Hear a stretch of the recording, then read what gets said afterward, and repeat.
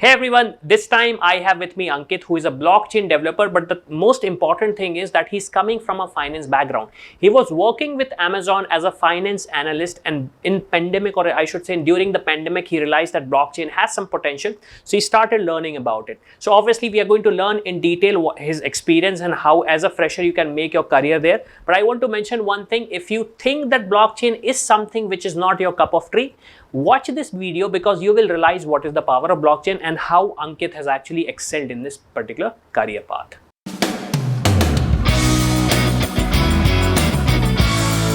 Hello everyone, I am Avinash and I have an amazing person with me, Ankit.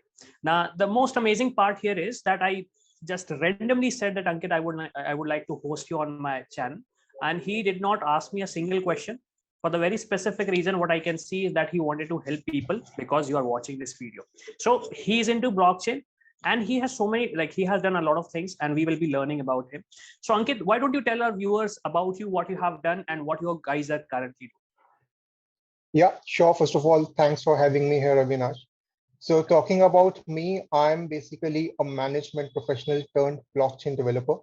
So, my story Okay. is that, like most of the Indian kids, I studied engineering and then I did MBA. I worked at three different companies, and yeah, I was doing fine. I was earning well, but then I wasn't loving it, right? Okay. Because the reason being that, I had more of a very generalist profile, and I wanted to be known for something, at least for a niche, right? I wanted to have a voice of myself, which my corporate career wasn't providing me. Okay. So and then pandemic happened and I started reading about different things, right? So Mhm. I realized all these things that, although I had gained a lot of soft skills in my corporate career, but I didn't have any kind of hard skill. Okay. So, for example, during the pandemic, I thought about maybe doing something on the side as a freelance thing because I had time, or maybe starting a blog. But I realized that I don't have anything that I can write about, and I Okay. don't have any skill that I can, use for a freelance service. So I started reading about things like, I started reading about what are the skills of the future, because what I told myself is whatever I'm currently doing, I don't want to do it. I don't want to be a part of mid management of a multinational company. So Yeah. I wanted to learn something that I can utilize and something that will be a skill of the future. So I started reading about different things, and suddenly one fine day I read this article about blockchain. I think it's Okay. about in 2020. So Okay. at that time I had no idea what a blockchain is. I thought that blockchain is same as Bitcoin. So and I thought that I'll never be able to buy a Bitcoin because that's too expensive, unless I Yeah. learned that you can still buy 0.0001 Bitcoin, which I could afford and play with. So I thought, yeah, let's jump into it. This thing sounds interesting. So I started Okay. investing, but it changed the game for me when I started reading about, when I learned about smart contracts and Okay. decentralized apps, and how Okay. it's completely revolutionizing the way apps and websites will be made in the future. Like Okay. currently we have Web 2, now we'll be moving to Web 3, like we can talk about it later. So Yeah. but that changed the perspective for me, and I started reading about it. At that time, DeFi was growing a lot. NFTs were still new. As in, they weren't very popular, but they were also growing. Yeah. And I started reading about different apps, what MetaMask is, what DeFi apps are, what Aave Compound is, what NFT is, and it Okay. attracted me a lot. So in 2021, I left my job and I took a break to learn. I didn't know any web development, so I self-taught myself HTML, Okay. CSS, JavaScript, then Solidity, and so I learned the basics, and I started applying for the blockchain developer roles. Okay. Fortunately, because the supply was too less and demand is too high, it Yeah. like at least till last year, it wasn't difficult to get a job as a blockchain developer, even if you know the basics. So yeah, I Okay. got a job at a startup, and then it's been almost a year, and I've been also doing freelancing and consulting on the side. I've been writing Okay. about the industry. It's been a beautiful journey till then. I don't wait for Fridays anymore. I don't dread Mondays Okay. anymore. So like Okay. it's more of like a passion than work. Okay. So Ankit, I have this question for you. First of all, if we talk about this new technology, blockchain, obviously around 50% of the people don't like to jump ship because again, that is something new. Secondly, Yeah. you jumped into a startup. So I want to understand what was one thing that sort of sold you this technology, like, okay, this is something where I can take the risk. So like if even if I lose, I won't regret that. So what was that sort of a thing which attracted you? I mean, first of all, you have to like whatever you want to do. Like at least initially there should be an attraction. Later on, you might realize that you don't like it that much. But if you want to jump into something, you should like doing it. It shouldn't Okay. be just the end goal that if I learn this, I will get this much amount of salary per year. If you're going with Mm-hmm. that approach, you Okay. might regret it later. First of all, you have to love learning about it. If you're not loving learning about it, if you're doing it just for the salary promise, Yeah. you might regret it later. So first of all, you have to love it. Secondly, Okay. once you are into it, you have dived into it, you should realize, are you getting good at it? Does it come naturally to you? Obviously, you can get better, but like are you catching it good? So Okay. that is the second thing. Then third thing, obviously, like, does it have any future? Like you can Okay. also learn gardening if you like, but if it doesn't provide you any future or whatever you want out of your life, that's of no Mm-hmm. use. So three things: whether you love it, whether you are good at it, does it come naturally to you, and third thing, can it serve your life goals? If in terms of money, in terms of career goals, in terms of happiness, does it serve you? So those are the three things that you should look for when you're trying to dive into something. So like let's say if I'm a fresher right now and my question is, should I jump the ship right now, blockchain? Because a lot of people are saying I should go for full stack development. A lot of people are saying that I should jump into cloud. Like I'm a big passionate about cloud, so I say cloud. But if we talk about blockchain, I would say this technology is yet evolving. It is evolving right now. So the first question is, should I jump the ship as a student, because this is going to be a career defining moment for me. You had the corporate job, so you had the options with you, but I am a student right now, I don't have the option. Secondly, if I have to make a jump, what should be the steps I should be taking right Yeah, I mean, first of all, blockchain is not something that you have to do from scratch, especially if you're now? Okay. already into a development and IT side, right? So if you're already a Web 2 developer, that is, if you're building normal websites that we see currently, you can always learn a couple of extra skills and you can jump the ship to Web 3. So it's not a Okay. completely, so if I'm working at, say, Amazon or Facebook as a software engineer, it's Mm-hmm. not that I have to start from beginning. It's just an additional Okay. skill that you have to learn, and you can Mm-hmm. build a Web3 websites as well, because Web2 is a subset of Web3. So Okay. Web3 is just like you have to add blockchain component to it. Other than that, Mm-hmm. it's same, right? So yeah, I mean, so you can jump into it. Secondly, I mean, if you're completely new, if you want to ask the roadmap, the journey, right? I was Yeah. completely to this. Okay. So I didn't know any web development as well. I wasn't into Web 2. I was a finance and analytics professional. Okay. So I didn't know all that. So first of all, you should learn about blockchain. What Mm-hmm. blockchain is, how does it work, what a cryptocurrency is, what a non-fungible token is, how does Okay. EVM work? EVM is like Ethereum virtual machine, which executes the logic of all the code that we write there, how Ethereum works. These are basics. You can find it on YouTube, or you can Okay. find courses like under 500 rupees on Udemy. So Yeah. it's not, I mean, you can learn it if you watch those tutorials. You can get an idea, say, in 7 to 10 days. Then Okay. once you have learned about blockchain, then if you want to become a developer, so if you don't know, Web 2 development, like if you don't know web development, I would recommend you first learn the basics of HTML, CSS, JavaScript, and Okay. then you can move to learning Solidity. Okay. Although you can also learn Solidity first, because it will give you an idea of what you will be doing. But Mm-hmm. generally, it is recommended you learn JavaScript first and then move to Solidity, and Okay. then started learning like different frameworks. Like there's something called web3.js, that is a library that's used to connect your front end website to the blockchain. So that's how they Okay. talk to each other. And there are other different frameworks. So first you start with this. most importantly, first start with blockchain. Even if you don't want to become a developer, you are a founder, you want to found a Web3 company, sorry, or you want to become a product manager or marketer in Web3 space, it's very important that you learn the basics of blockchain. So currently what I see is I work with a lot of founders as maybe a consultant or a freelance developer, and Okay. a lot of them are not from the blockchain background. So Okay. in usually in web 2, what happens is you have to build a site, you know how it works, so you can hire a developer and you can get it done.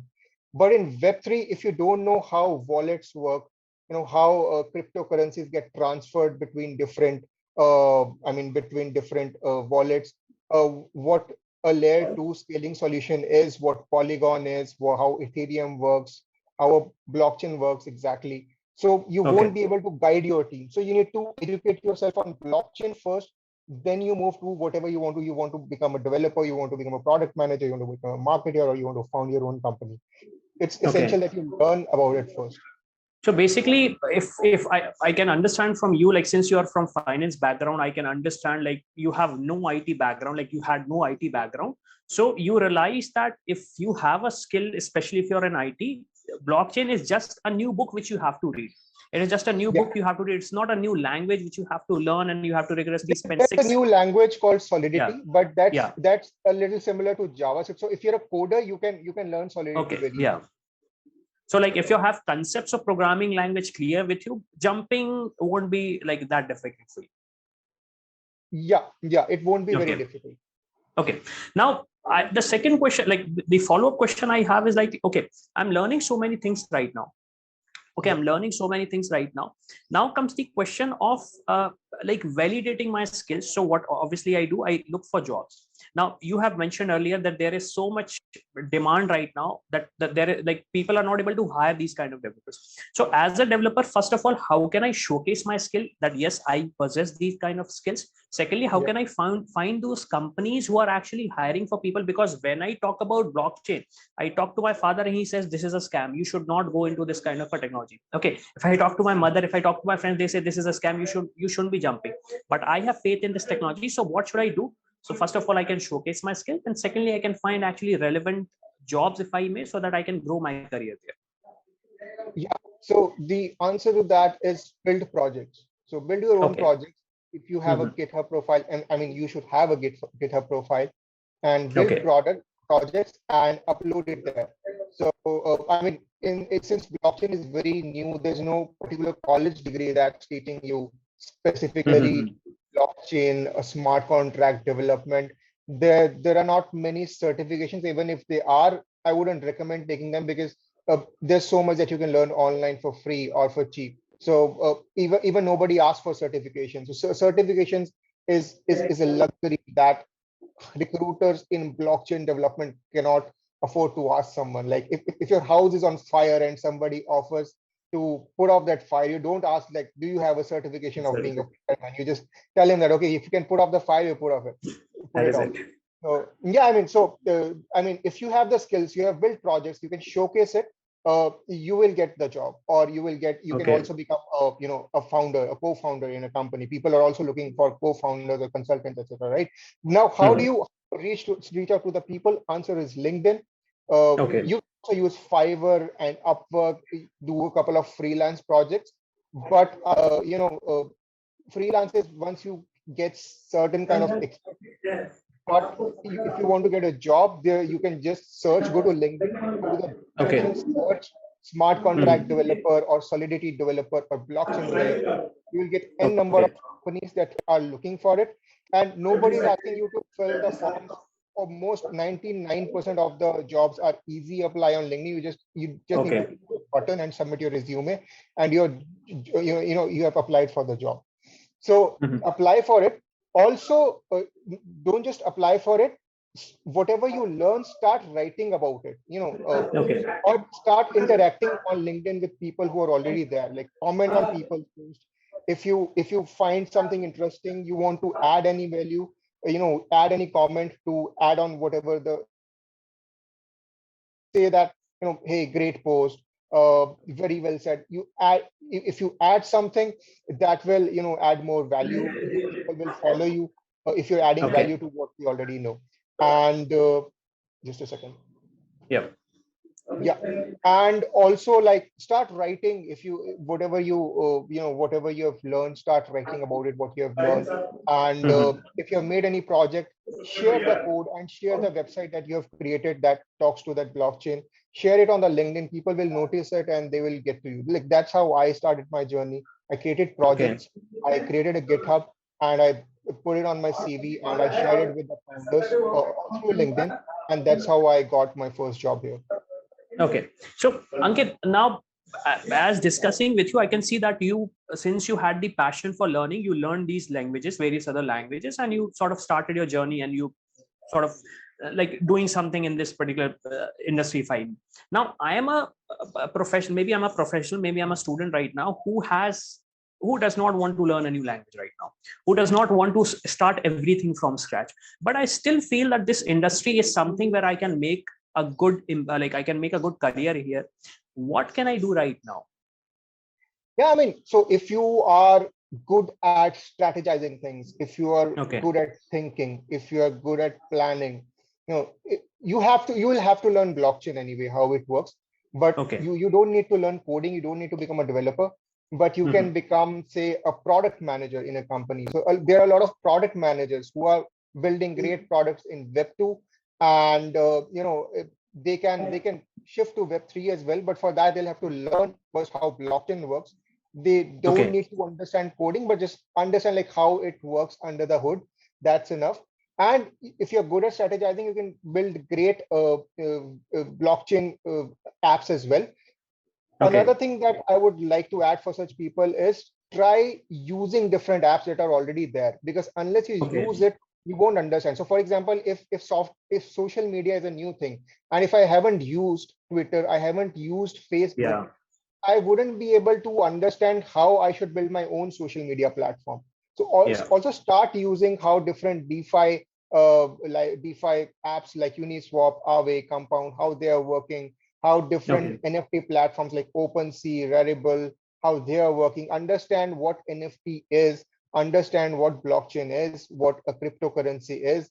It's not just a Okay. currency. That's a misnomer. Like a lot of my friends from the finance world think that it's just a currency and it should be banned, it has no value. But if you read about what Ethereum is, what Polygon is, what Avalanche is, and all these kind of uh, cryptocurrencies, I wouldn't say, I would call them crypto tokens, and how Okay. they are immensely useful in building decentralized web, and also for establishing ownership of digital assets, especially in the metaverse. It's really important. Like we cannot ignore it. Okay. So Ankit, I can see a lot of jargons here: NFT, DeFi, Yes. metaverse. So what these things are like? Let's start with NFT. What is NFT in very simple terms? Even before NFT, I would like to first explain what a blockchain is. Now, Okay. when I started learning about all this, the thing is that human race wants to complicate things. When I started reading about blockchain, there were heavy jargons like blockchain is an immutable distributed ledger. Now, what is immutable, what is distributed, and what the hell is a ledger? I Yeah. didn't know. I mean, obviously I knew ledger being a finance guy, but a normal guy won't understand all this. I So understand. yeah. So if I want to explain it in a very layman language, so blockchain is like any notebook or a Okay. database Yeah. where if you write something, you cannot change it and you cannot delete it. Yeah. That's how simple a blockchain is. Now it has different use cases. Why would we use a database or a notebook where we write something we cannot delete it, right? For example, we both go on a trip. You owe me some money because we spent, right? You write in a notebook that Ankit owes Avinash 100 rupees, and I Yeah. go and change it, right? That's not good. So first use Yeah. case is managing currency. So right Okay. now, if I want to send, say, 100 rupees note to you, I cannot send it via WhatsApp like I send a picture. We need a bank or a credit card company or a company like PayPal in between, right? Yeah. So that they can confirm that the 100 rupees is credited for this account and debited from this account, right? So first use case is the currency management, and it's not the only use case. It is a possible use case. That depends on the government, but what it can really be used for is establishing ownership of digital assets, right? Okay. So for example, uh, you you buy something, say you go to buy a McDonald's, you pay the bill and they give you a token, right? Okay. And you can show that token and establish that you really own that order of a Happy Meal. That's Okay. what an NFT is. I'm an artist. I release a picture, and that picture is itself is not an NFT as most of the world likes to call it. That picture is just a digital asset. Yeah. Token is something. It's just an entry on the blockchain that your Avinash's wallet address owns token Okay. number 56. So that Okay. token number 56 is an NFT, and that in turn points to that digital asset that is linked to that digital asset or that Okay. photograph or that image. So that Okay. is actually an NFT. So Okay. in layman terms, it's like it's a means to establish ownership of a picture Ownership. in the digital asset. Sorry. So for Mhm. example, you have your picture on the Facebook. I can right click and download it. Like Yeah. who has the ownership of for it? So the Yeah. ownership is decided by the NFT. But like, why would we like to establish ownership of digital assets in the first place? That's because Yeah. first of all, metaverse is coming. You will be owning, you will be living in the metaverse. You will be owning a lot of things in the metaverse. For example, there will be your avatar. You'll be owning clothes and different things. That is first use case. Then is collectibles like images, pieces of music, a piece of music, a music video, and uh, and also like your the deed of your house, your car insurance paper, everything will be on blockchain. Right now, everything Okay. is on internet. In say 5 to 10 years of time, everything will be on blockchain.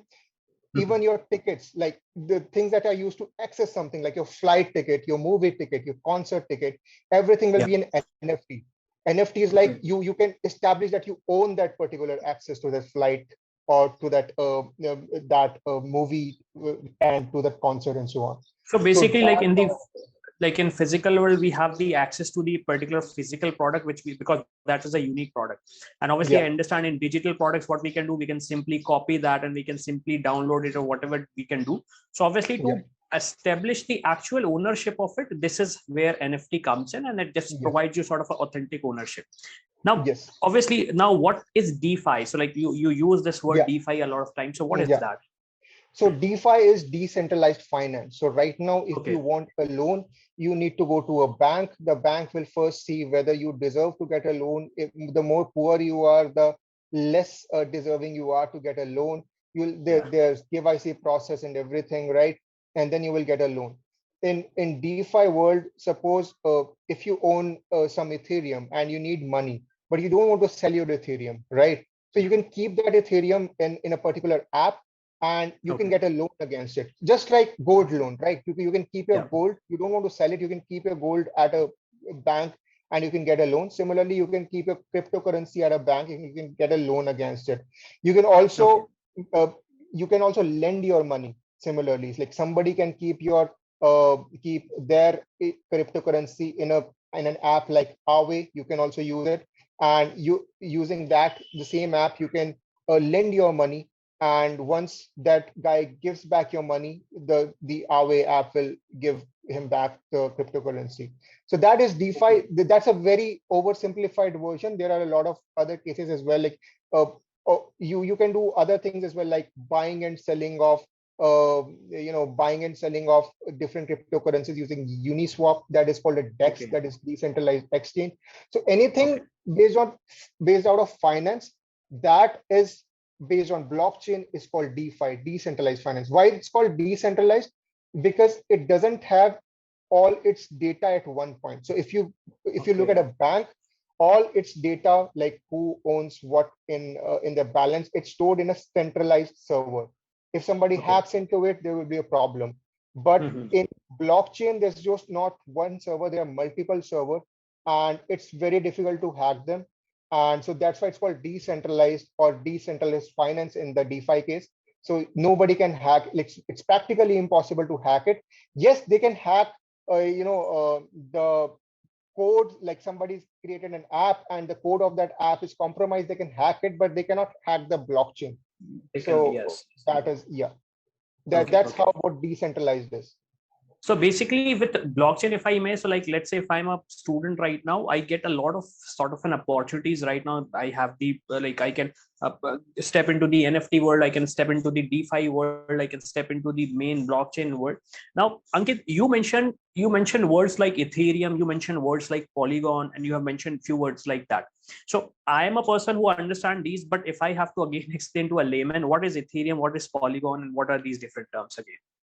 Yeah, I mean, yeah, so there are different kinds of cryptocurrencies or crypto tokens. One is Okay. one type of tokens are that have just the use case of a currency. For Okay. example, Bitcoin, or Okay. there was like kind of Monero, or uh, yeah, I mean, like Shiba Inu, even Yeah, Dogecoin. yeah. A lot of, These lot have of. just the use case of currency. So that is one Yeah. use case. Second is if you can build web apps or decentralized apps on a particular using a particular blockchain. So for example, I mentioned NFTs and DeFi companies, right? Yeah. So in order to build their backend, instead of having a centralized server, we can put our data on the blockchain. And in order to use that, you need energy. You need to pay for energy, and in order to need to pay for that energy, you need to pay in the native token of that blockchain. So in case of Ethereum, it's Ether token. In the case of Okay. Polygon, it's Matic token. In the case of Avalanche blockchain, it's AVAX token. For Binance Smart Chain, it's BNB token. So you Okay. need to use these tokens to pay for the energy in order to use that app. So that is Okay. one use case of all these crypto tokens. Then there are also stable coins. For example, USDT, USDC, DAI, all these are pegged Okay. to the US dollar. So their value is almost always equal to $1. So these are stable Okay. coins. Then the last type of coins is like what we call shit coins. Uh, Coins like, I mean, it's a controversial statement, but like some people like Dogecoin and Yeah. Shiba Inu, whereas there are other people who say that they don't have any value. Why? Because Bitcoin has a limited amount of 21 million. You cannot Yeah. increase it. But Yeah. Dogecoin, Shiba Inu, these are unlimited. So if you hold some amount of Dogecoin later and somebody say triples, later it triples its amount of or quantity. Yeah. The amount of value you hold will decrease by, it will become one third of what you held initially. So that's why. So these are the broad categories of different types of cryptocurrencies that we have in the Okay. market today. Okay. I just want to mention one thing. We are not giving any investment advice. So in case someone is getting Yeah. excited, this is not the investment advice. Yeah. So again, now Ankit, like you have mentioned, like we have learned so many things. Like I was discussing with you, there are so many things which we have discussed. Now, since you're learning this from last 2 years, I believe that it is not an Yeah. easy journey, and obviously it is almost 2 years. So I want to understand. Obviously, you have seen like the beginners who are jumping into this industry, and they must be making some mistakes.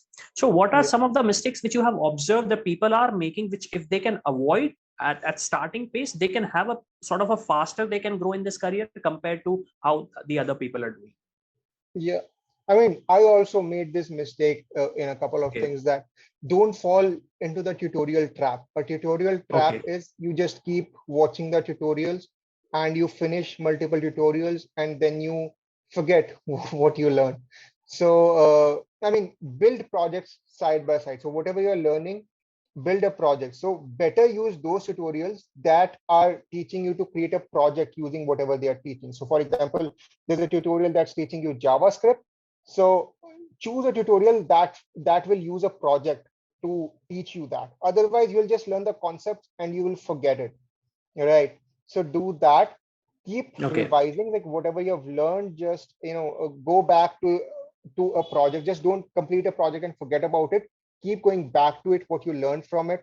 And second thing is you will have to love Googling if you want to Okay. become a developer, especially. Uh, Yeah.